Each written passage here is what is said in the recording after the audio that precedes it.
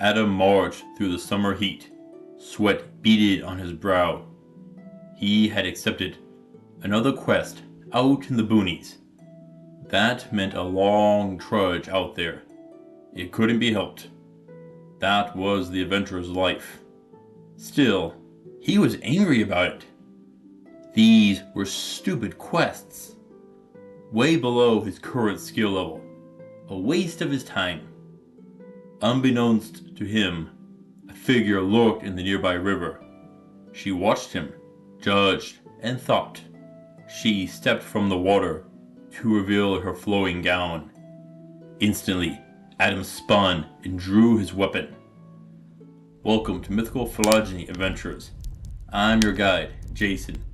Today, we meet the water spirit known as the Undine. Let's look into her strange powers and history.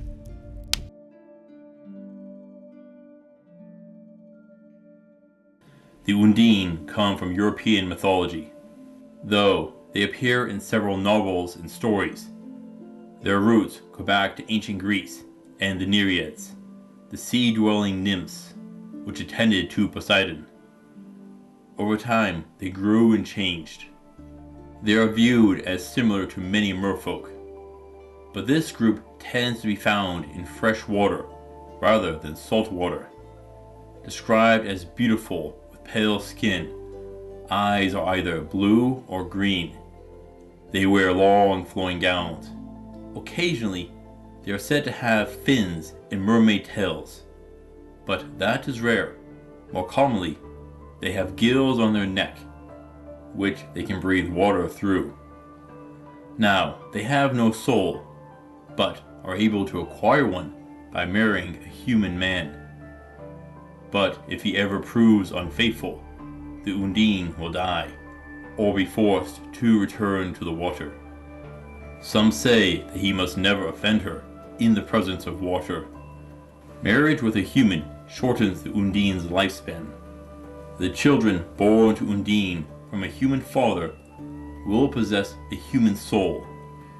Even if the Undine flees back to the water, the marriage is said to remain valid, and the Undine may still possess the mortal soul. Now, come Judgment Day, the Undine's mortal soul will be judged accordingly. According to the writings of Paracelsus, the Undine are creatures that live on the astral or chaos plane. They are among a group of elemental spirits. There is also the air spirit called the sylph. The salamander is a fire spirit. Either gnome or pygmy are used for earth spirits. As with such spirits, the Undine have control over the flow of water and guide it to its destination. They are called upon with occult beliefs. They possess powers of healing, both physical and emotional wounds, in addition to holding divination powers. Now, you may find them written as Undine. Sometimes this is the same thing, but in a few occurrences, it is the male equivalent of the Undine. That is a lot to begin with. So, what is up with the soul issue? Now, the anatomy of the soul is lacking. The best guess that I can produce would be that the Undine is partially parasitic on how it gains a soul, since the Undine are unable to leave the water until they marry. This connection needs to be formed quickly. Now, they are said to control the flow of water and have healing magic. It is through such power which it forms the bond and slowly causes the flow of the mortal soul from her husband. As long as the man's attention is bound to the Undine, the flow continues. Now, there is no danger to the human husband listed. But why would the Undine seek to gain a mortal soul? Just to be judged at the end of days? No, there needs to be more. Gaining a mortal soul must lead to some form of fulfillment.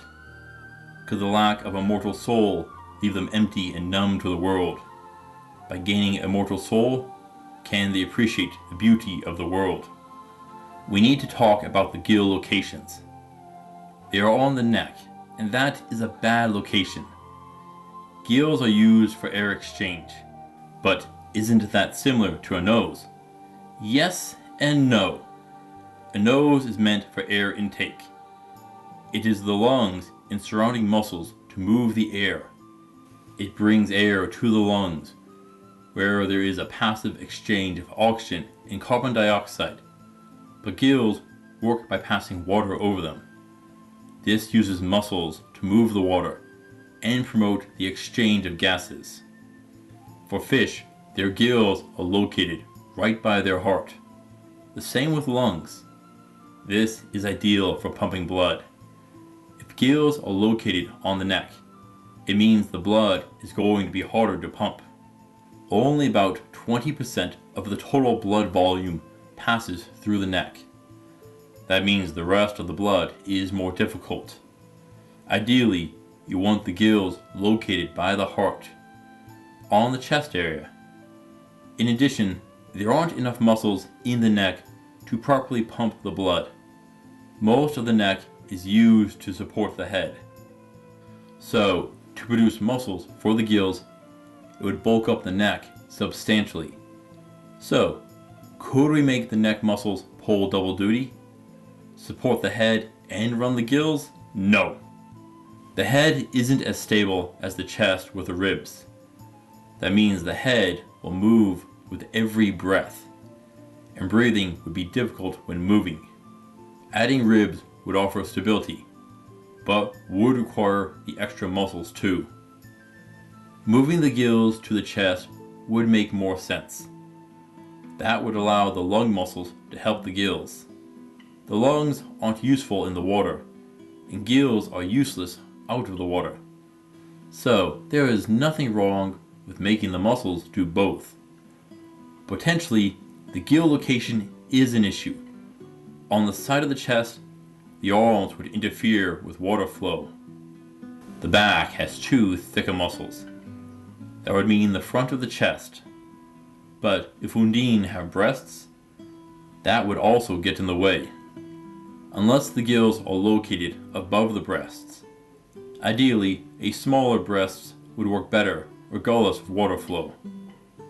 No, the original location doesn't work well. The chest is better than the neck. The Undine are said to live in fresh water, not the oceans. That means they may not be able to tolerate salt water. Most freshwater fish cannot survive in salt water. Due to how ionic charges work, water tends to follow salt. Thus, freshwater fish tend to be dehydrated in salt water, which means it could be the same for the Undine. Thus, they are a freshwater species of merfolk. As to where they fit on the evolutionary tree, that is complicated. Most likely on a different branch against variants like Selkie and Marrow. Potentially is closer related to species like the siren and Calypyluit, though the Undine aren't mentioned using song to influence people. This means that they could be closest to the Yacarona of South America.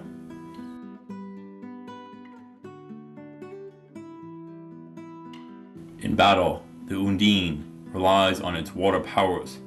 It controls the flow of water. Outside of that, it lacks much offensive power. They don't have claws, fangs, or other physical traits to fear. Now, I need to ask a question. It controls the flow of water. So what defines water? Yes, I know 2 hydrogen atoms attached to 1 oxygen atom. But what percentage makes it water? At what point is something like blood considered different than water? What about a potion or poison? Should any of those be considered water? And this could definitely influence the fight. So, just to be overly cautious, let's assume that the Undine can manipulate those as well. Pure water first. They will live near fresh water, which means creating rivers and floods. Forces which can create countless damage and loss. Tell me, have you ever tried standing in a river? It isn't easy. Now, what if it was launched at you, suddenly like a fire hose? that will put you on the ground. Though, if focused enough, it could be like a high-pressure industrial water cutter. That could pierce steel armor, but that would be an extreme case. Most likely, you'll land a few broken bones from the impact. If not, each blow of water could be like a fist. Depending on how refined the control of the water is, the Undine could get the water under your clothes and then bypass any armor you happen to have. Not a good situation, but it could be potentially worse. If it can manipulate poison like water, really bad, it can get the poison up your nose or in your mouth or any open wound you have. Goodbye. Yeah, on this front, it is going to be rough. It won't be using raw power to bring you down. The worst is if it can control blood. If that is the case, you're dead. It can stop your blood from flowing, causing suffocation, assuming that it can't create internal bleeding. There are a couple of spells that might occur. They aren't directly mentioned, but I'd be ready for them. Undine control water and how it flows. Shouldn't that include creating ice or fog? I'd think so. So prepare to be frozen in place, or lost in sudden fog, unable to see what is going on around you. That is a fair bit of power to start with. How to protect yourself. Avoid the water. Unless they are married, they can't leave the river or lake area. Now, they are very rarely hostile, so that is a good thing. Counterspells are going to be your best friend. As for magic, fire may struggle, but lightning magic will be powerful. Just don't stand in the same water as your foe. Ice magic is questionable. If they can revert the water back to ice, it will lose much of its power. But if not, you could freeze the water to prevent it from attacking. Now, there is one weakness which might work. Could pouring salt into the water be dangerous to it? That is assuming I am right about the Undine's limited tolerance to salt water. Now, this isn't a great idea. 1. You need a lot of salt, which is heavy, and there is a good chance that it is expensive. 2. If dumped into the water, it would just flow downstream, away from the Undine, and potentially damaging the plant life downstream. Weapons are questionable. The Undine can exist on the astral plane, which means physical weapons might struggle to harm them. Though, if they can mate with humans, they have to take a physical form. Remember, it is known for healing powers. It may heal any wound you do to it, prolonging the battle. Your best bet is to get as far away from the water source as you can. It can't chase you too far. The Undine aren't going to be easy foes. The fight is going to be happening on its chosen terrain, rivers and lakes. That is also their main weapon. Its water control is flexible and can create a whole host of issues to contend with. Alone, that is enough to make Undine a 6 of 10 for difficulty. Thankfully, they are not hostile creatures. That is a saving grace.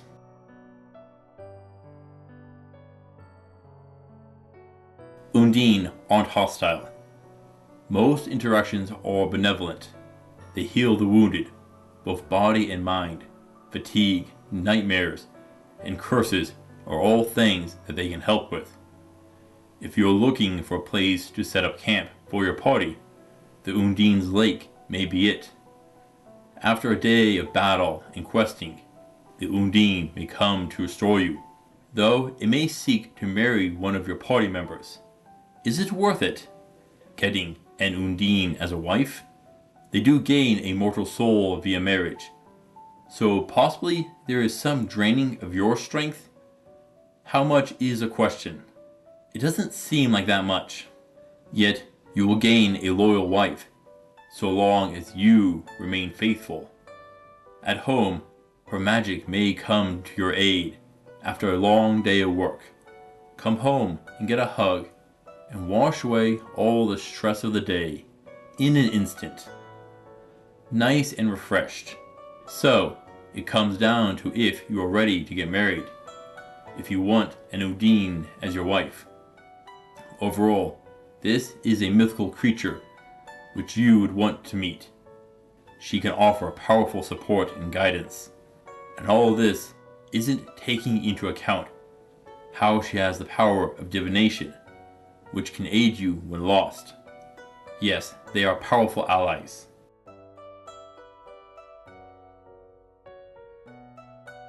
The Undine advanced on Adam. He was surrounded by a heavy mist, which swirled around him. It was soothing. The anger which filled him washed away. He closed his eyes as the Undine approached. She laid her hands on the tired adventurer before departing into the water. Adam opened his eyes and found himself restored, as if he had just awoken from a wonderful night's rest. He looked around and saw nothing around him. Shouldering his pack, he started moving again. The Undine are gentle water spirits. They aren't usually aggressive and seek to aid those they encounter. Normally, you may seek them out, though you may find yourself with a wife if you do. Thank you for watching, adventurers. Please return next time for the Harpy. Until then, I'll see you on the roads.